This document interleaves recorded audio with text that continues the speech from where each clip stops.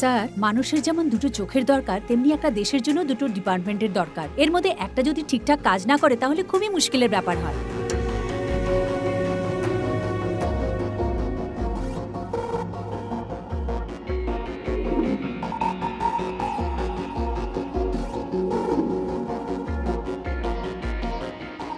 আপনাদের সহযোগিতার জন্য অশেষ ধন্যবাদ।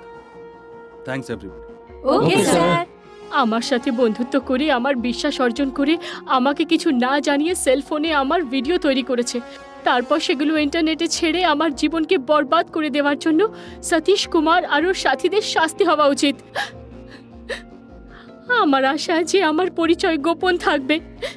আমি চাই আর কোনো মেয়ের জীবন যেন নষ্ট না হয়, তাই আমি সাক্ষী দিচ্ছি। আমার ন্যায় চাই।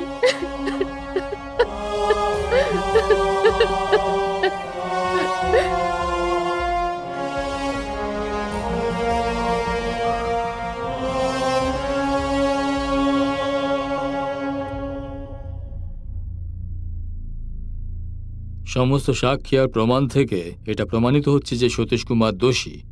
এই জন্য দোষীকে দ্বিগুণ যাবজ্জীবন কারাদণ্ড শাস্তি দেওয়া হলো।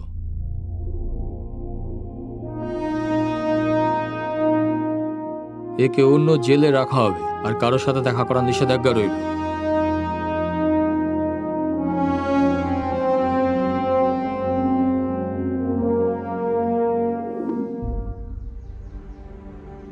স্যার, আপনি আমাদের সঙ্গে কোঅপারেট করেছেন, তাই তাড়াতাড়ি এই কেসটাকে শেষ করতে পারলাম। Thank you sir. আমি পুলিশে চাকরি করি, তাও আবার উচ্চ পদে। আমি যদি না করি তাহলে কে করবে? স্যার, আমি মজা করছি।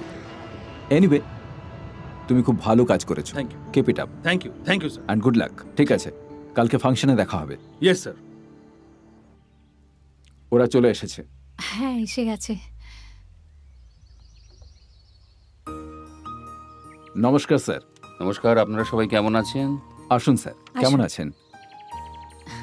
আমরা ভালো আছি। আপনি আসুন, কেমন আছেন? ভেতরে আসুন।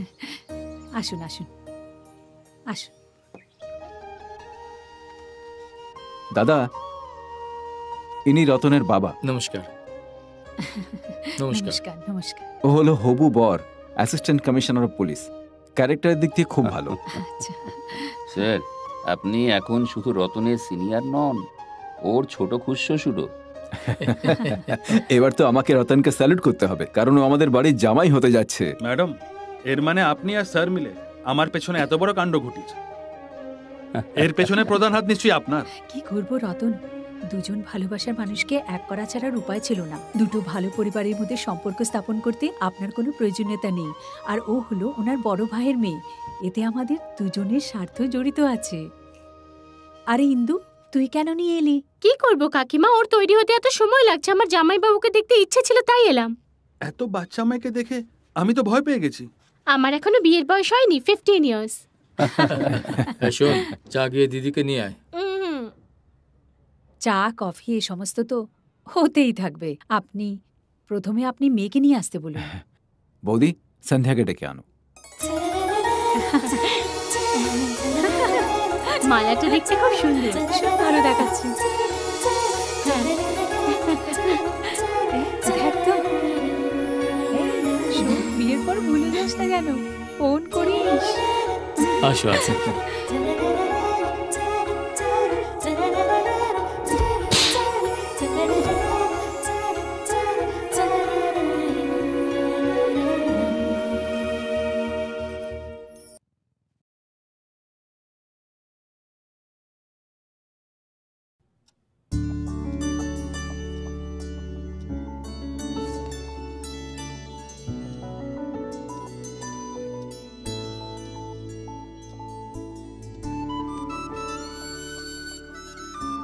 শোনো না,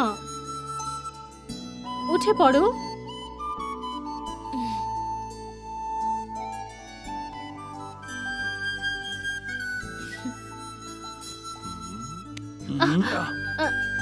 ছাড়ো।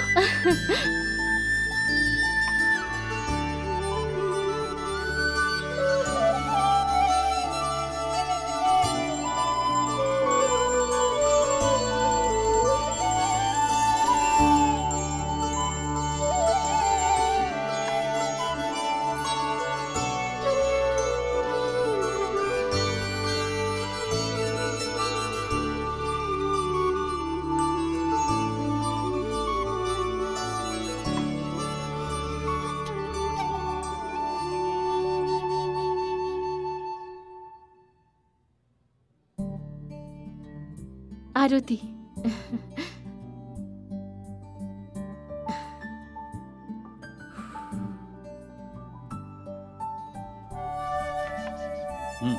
ওকে, আমি সেশনে এসে কথা বলছি। Okay bye.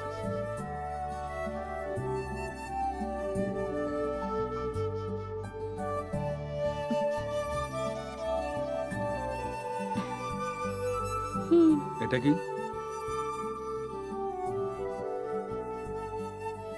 পুরো প্ল্যান বানিয়ে রেখেছে। হুম,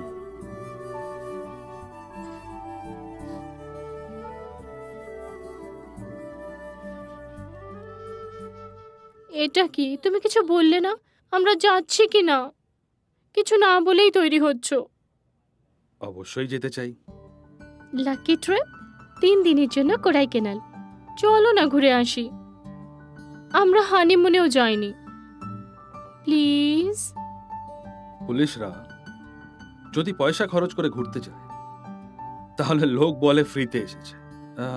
এই জন্য পরের বার আমরা নিজেরা পয়সা খরচা করে যাব। ওকে না? তুমি যদি কিছু বলো তাহলে পুরো শহর শোনে, কারণ এটাই আইন। তাহলে আমি তো তোমার বউ, আমার কথা তো তোমায় শুনতেই হবে। তাড়াতাড়ি আইন বদলাতে হবে। এই, সরো।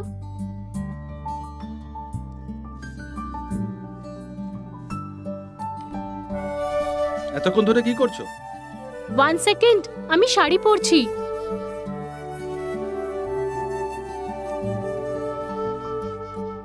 হেই, এসব কেন পড়ছো?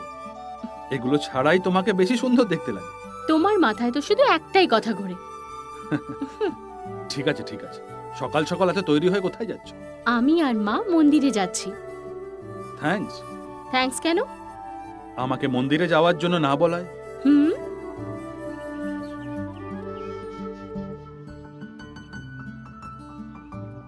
সন্ধেবেলায় কখন বাড়ি ফিরবে?